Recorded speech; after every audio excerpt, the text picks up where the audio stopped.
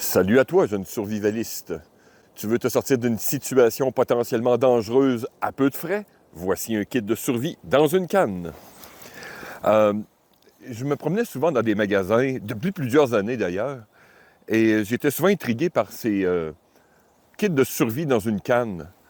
Et il y a quelques temps, j'ai dit, tiens, je vais en acheter une pour le plaisir de faire une vidéo. Est-ce que je peux vraiment euh, survivre ou toutefois atténuer une situation dangereuse? Je suis actuellement dans une bonne situation. On est dans les 0 degrés, mois de mars, neige, c'est relativement humide, euh, pas de soleil. Donc, je me suis égaré, disons. Donc, je vais vous... on va regarder ensemble qu'est-ce qu'on peut faire avec ça. Est-ce que ça peut fonctionner? Donc, une première chose importante, est-ce que je peux ouvrir cette canne avec des gants? Comme je vous dis, j'ai toujours une mentalité hivernale. Donc, c'est bien sûr une canne de sardines classique avec plusieurs choses. Qu'est-ce qu'il y a dans le contenu, on pourrait dire ici? Donc, en anglais et en français. J'ai mes gants militaires General Duty.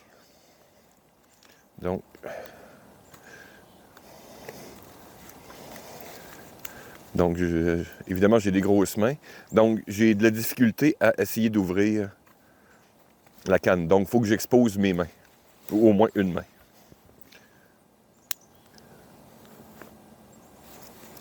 J'essaie de mettre ça du bon côté. Hop.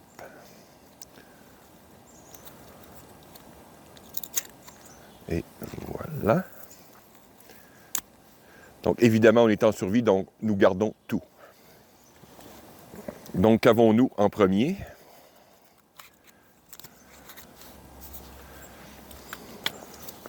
Bon, pour les besoins de la cause, je vais enlever mes deux gants.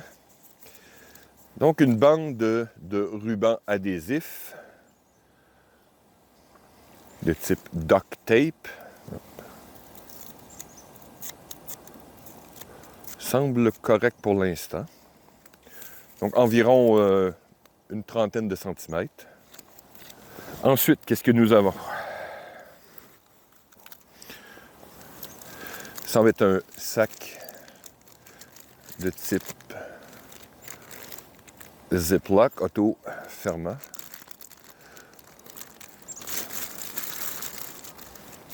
Donc, pratique pour plusieurs choses. Sûrement aussi pour le contenu, puisque quand la canne est ouverte, on ne peut pas remettre tout dans la canne. Donc, collecter de l'eau, faire fondre de l'eau. Donc, toujours pratique. Des allumettes en carton. Emballage classique. Est-ce que ces allumettes fonctionnent?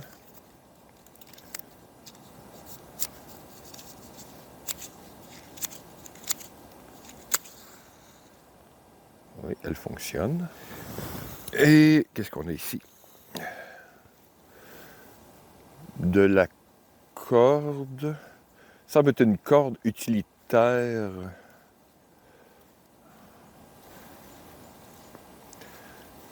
Donc, je tire ici. Oui, non, non. Faut pas être blessé pour utiliser ces pièces. Comme vous voyez, il faut bien sûr que j'expose mes mains. Donc là, je sais pas. C'est pas attaché de la meilleure manière. Il faut vraiment jouer avec ses angles. Mais bon. Donc environ 60 cm peut-être, 2 pieds environ, de corde utilitaire. Donc du filament. Ça semble être assez... Oui. Donc général, sûrement pour faire... pour attacher un peu de tout. Je me demande voir si ça serait pas... Ça semble être un fil polyester ou nylon, peut-être même pour de la suture. Donc de faire des trappes. Potentiellement attachées aussi pour aider à construire un abri. Donc, petite boussole.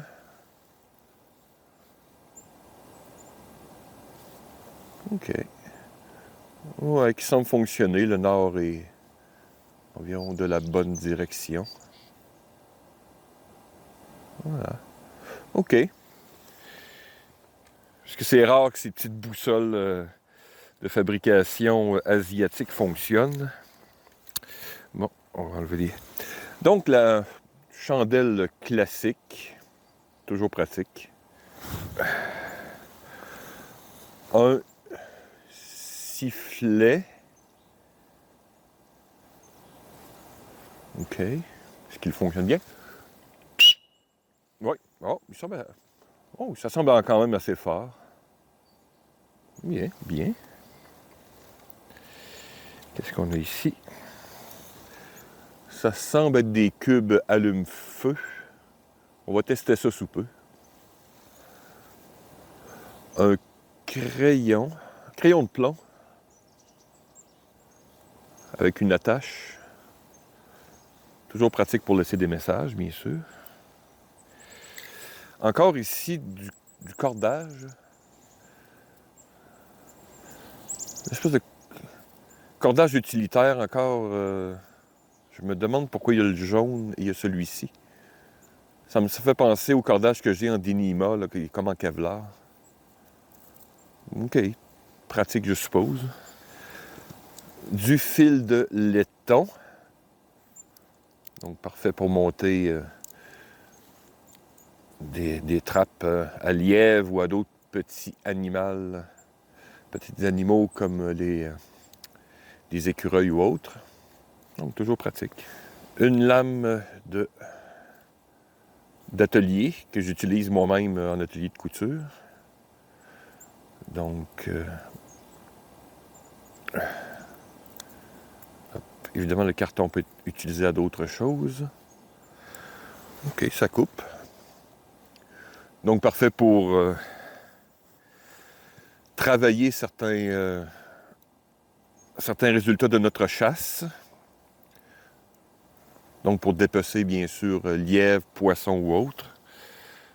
Toujours pratique. C'est des allumettes de type tempête ou allument partout. On voit ici qu'on a comme de la cire sur le dessus. Donc, on va tester ça sous peu. Ah, un clou. J'entraîne moi-même dans mes ADC. C'est une pièce de fois que les gens négligent, mais c'est très, très, très pratique.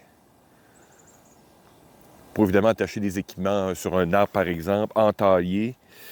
On peut le plier, on peut faire toutes sortes d'outils avec un bout de clou.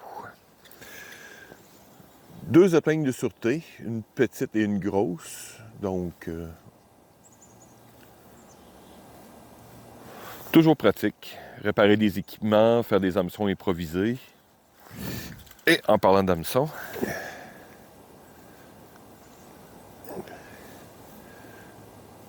deux hameçons conventionnels. Donc, il y avait un autre bout de papier.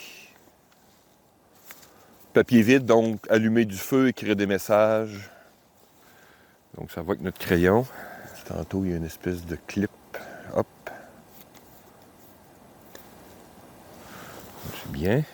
Ah oui, le fameux outil multiple de type carte de crédit. Donc, une enveloppe en vinyle. Instructions. Et bien sûr, la dite pièce elle-même. Donc, ouvre-canne, différents types de tournevis, une espèce de scie très courte.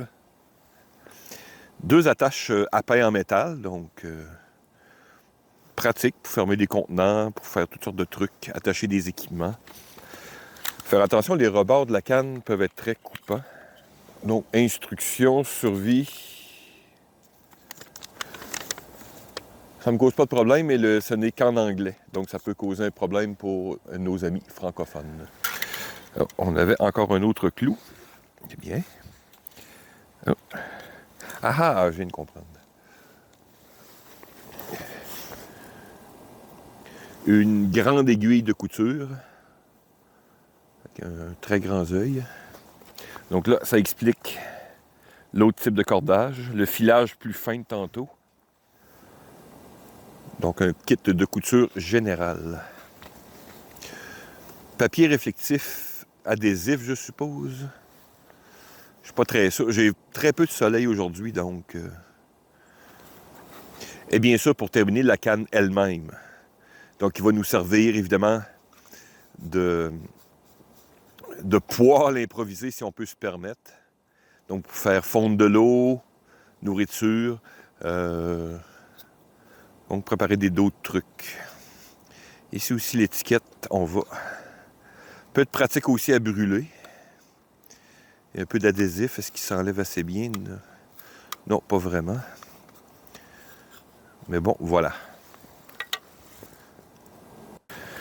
Bon, maintenant que j'ai toutes ces belles choses, qu'est-ce que je peux faire? J'en ai aucune idée. Je peux sûrement partir un feu, j'ai des allumettes, j'ai des cubes. Donc, je pourrais aller autour de moi et préparer un feu, par exemple. Pour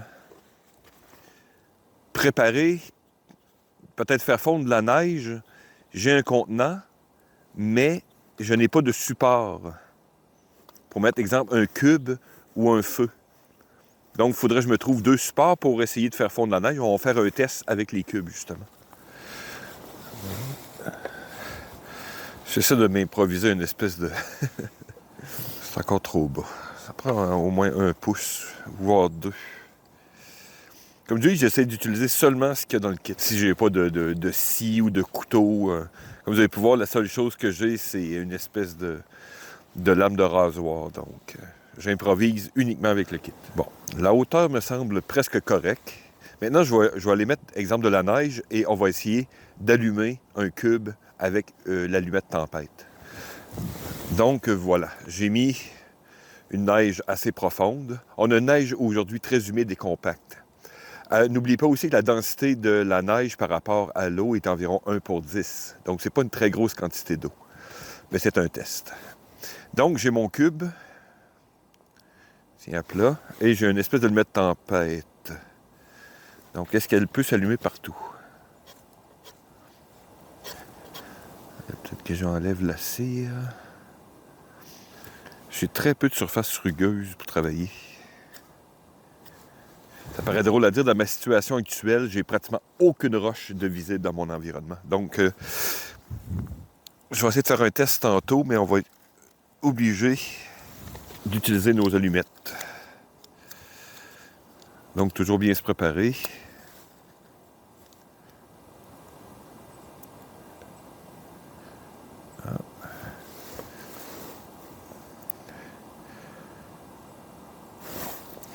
OK, le bloc semble bien fonctionner.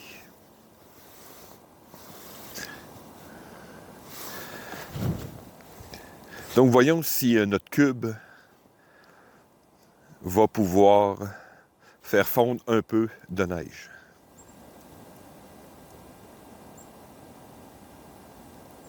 Voyez-vous, on est rendu peut-être à 4 minutes. Et l'eau, elle serait actuellement parfaitement buvable, même avec un petit peu de glace dedans. Question d'économiser. Bien sûr, ce n'est pas la meilleure technique. Il faudrait utiliser plutôt ramasser nos ressources et faire un vrai feu. Là, on pourrait vraiment produire beaucoup plus. Le cube devrait nous aider à partir un plus gros feu. Mais ici, comme je vous dis, ce n'est qu'un petit test pour vérifier la qualité du matériel. Le cube est en train de s'atteindre en dessous. Donc, avec un cube, voyez-vous, j'ai une gorgée d'eau, de neige. Donc, voilà quelques petits tests.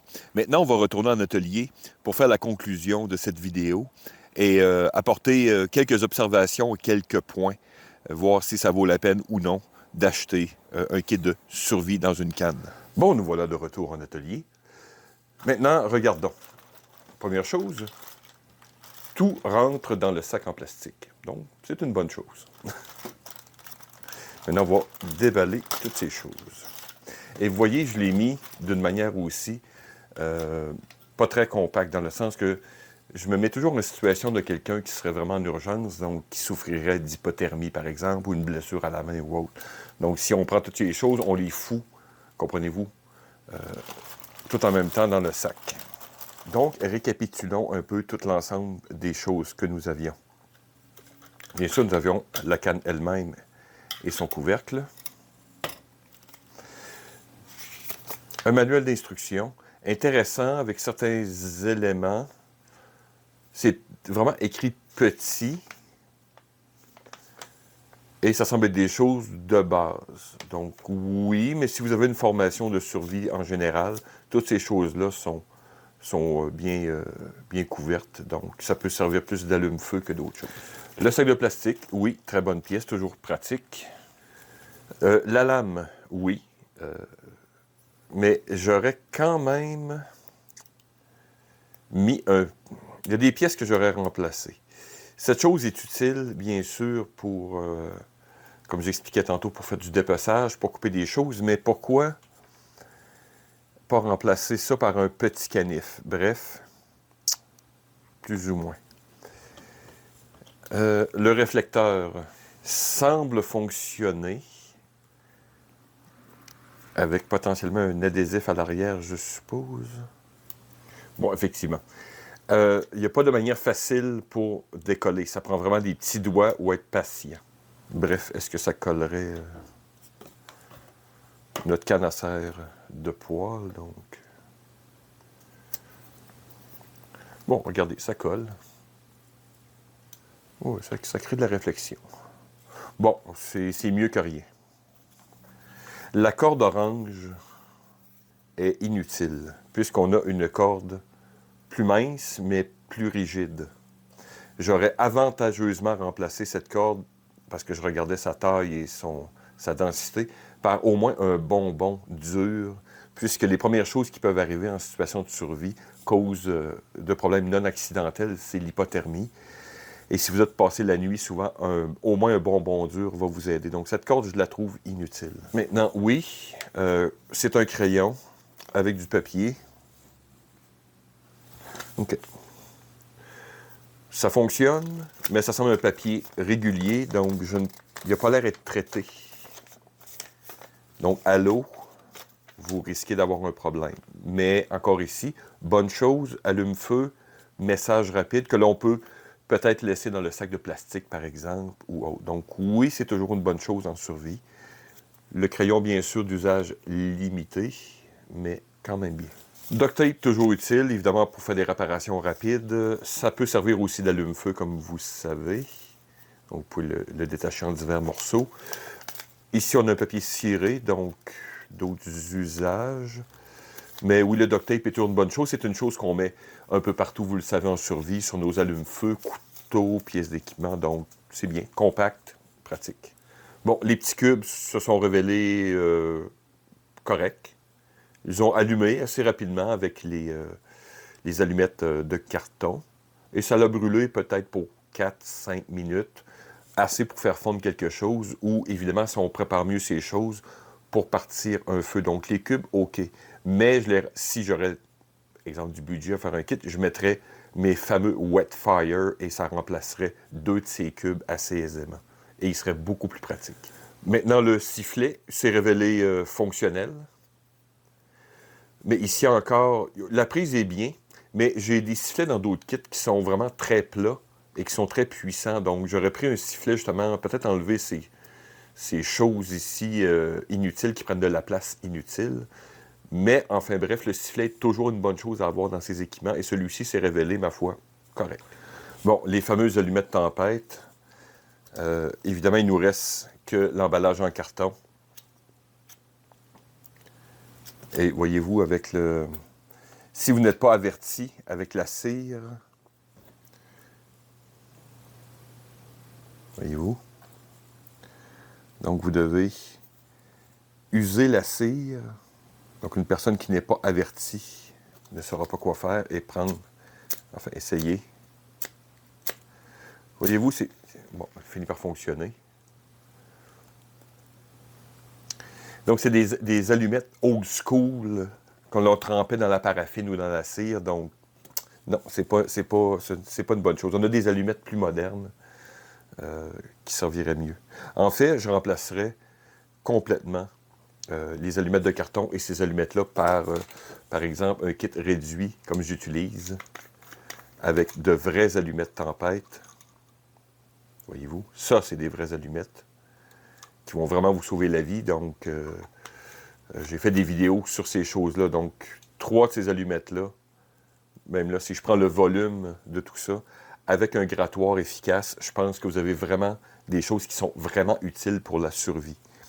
Et même là, en mettant 3 allumettes tempête, par exemple, et j'ai vu souvent pour montrer, exemple, le volume ou autre, mais j'ai vu des allumes-feu, donc des silex, de la taille, exemple, de toutes ces allumettes-là. Donc, moi, je mettrais des allumettes tempête, des vraies, avec un allume-feu silex. Donc là, on aurait vraiment des vraies possibilités pour allumer un feu.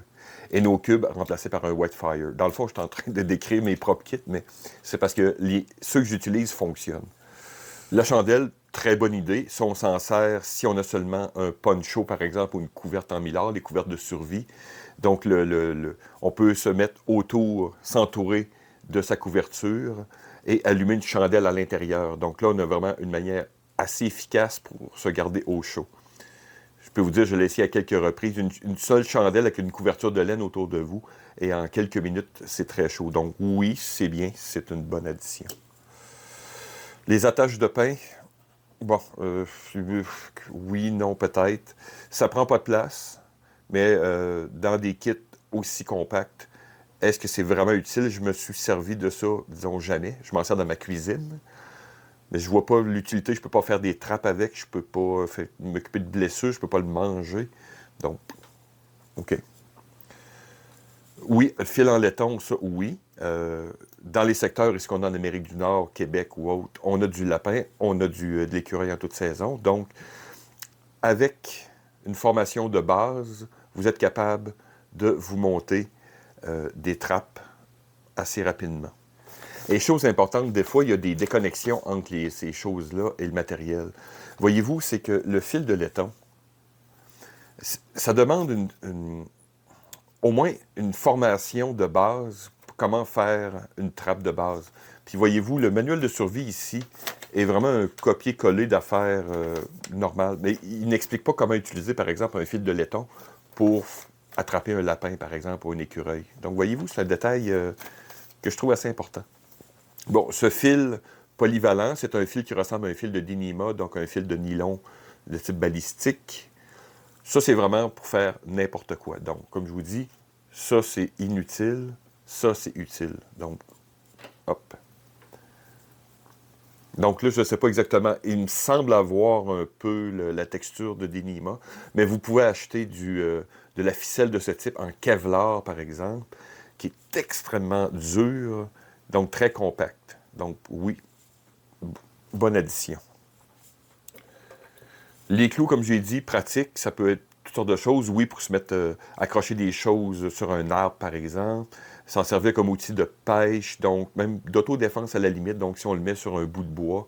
Donc, des bouts de métal qui peuvent être utiles à toutes sortes de choses. Les épingles de sûreté, bonne addition, très pratique. Comme je l'explique, on peut en faire des hameçons, réparer des pièces d'équipement, bon, faire des trucs. Donc, c'est toujours une bonne addition dans un kit. La petite boussole, bon, pratique, c'est vraiment le modèle miniature. Le problème, c'est que de cette taille, souvent, elles sont défectueuses. La mienne semble, comme j'explique, semble fonctionner. C'est un aide et ça peut être correct. Les hameçons, la pêche est souvent plus long terme. Oui, extrêmement compact, prend très peu de place. On a le filage ici si on veut pêcher. Mais c'est une chose à plus long terme. Souvent en journée, au moins passer jour 3. Mais oui, ça peut être une bonne addition. Dans mon cas, ici en hiver, par exemple, selon votre situation, tantôt, moi, c'était inutile d'avoir des hameçons. Mais je pourrais m'en servir, par exemple, pour aussi improviser des trappes pour des écureuils ou d'autres petits animaux. Le fil et son aiguille. L'aiguille est vraiment très large, ce qui est bien. Et le fil me semble correct. donc comme fil de pêche, réparation d'équipement. Puis comme je vous dis, s'il est assez solide, on peut attacher du bois ou faire un aide pour construire un abri, par exemple. Donc ça semble un fil correct qui va bien avec ça, donc très, très polyvalent dans ce cas-ci. Et en dernier, ce fameux outil, je vous dis, c'est, je n'ai déjà acheté un ou deux pour le fun. Est-ce que ça m'a vraiment été utile? Non. Il n'y a rien qu'on ne retrouve pas, par exemple, sur un petit canif. Voyez-vous, ce qui est plus important des fois, c'est d'avoir quelque chose pour couper. Et la seule chose que j'ai, c'est une lame pour dépecer. Donc, je ne peux pas faire grand-chose. Donc, ici, je n'ai pas vraiment un tournevis, ouais, un ouvre-boîte, oui. Une scie qui ne sert pas vraiment à quelque chose. Ça ne sert à pas grand... Fait que c'est une pièce qui est bien, là, qui paraît cool en survie, mais en fin de compte, je m'étais amusé avec ça et ça ne me sert à rien. Donc, place inutile, poids inutile. Remplacer tout ça par un petit canif. Je regardais, là, je l'avais donné en cadeau d'autres, des petits looms, par exemple. C'est des canifs de très haute qualité où vous avez vraiment quelque chose pour allumer un feu, couper un lapin ou même vous défendre. Donc, c'est une pièce que bien des survivalistes vont s'acheter, mais je vous le dis, là, ça ne sert à rien. Donc, en conclusion, est-ce que ça vaut... Ah, tiens, la mal-aimée. Est-ce que ça vaut la peine? Les prix sont très variables. Je l'ai vu sur Amazon, je l'ai vu dans des magasins ici, donc ça varie, je vais vous dire, une palette entre 10 et 20 $, ce type de canne. J'ai regardé aussi des vidéos d'autres survivalistes américains, et il semble avoir des variantes. Certains ont du thé et des bonbons. Donc, ces kits semblent avoir des variantes. Et sûrement au niveau des compagnies aussi, puisque c'est une chose assez connue. On pourrait dire que la variante aussi de ça est connue dans ce qu'on appelle le kit de survie Altoïde pour les petites cannes à bonbons, pour les kits de survie ultra compacts. À mon expérience, faites-vous un vrai EDC. Okay? Pour 20 $, je peux vous garantir que si je prends du temps, je vais avoir un kit de vraiment pratique et vraiment utile. Voilà. Donc, sinon, c'est pour ça que je fais ces genres de vidéos-là que j'ai à dépenser et que vous n'ayez pas à le faire. Donc, si je recommande, comme je dis, non, pas vraiment. C'est quelque chose qu'on regarde dans sa voiture, qu'on ne s'entraîne pas, puis on a vraiment besoin, on se rend compte, dans le fond, la moitié de ces choses-là sont inutiles. Donc, novelty, montez-vous un vrai EDC et ça va bien aller. Donc, voilà, merci de m'avoir écouté, à la prochaine.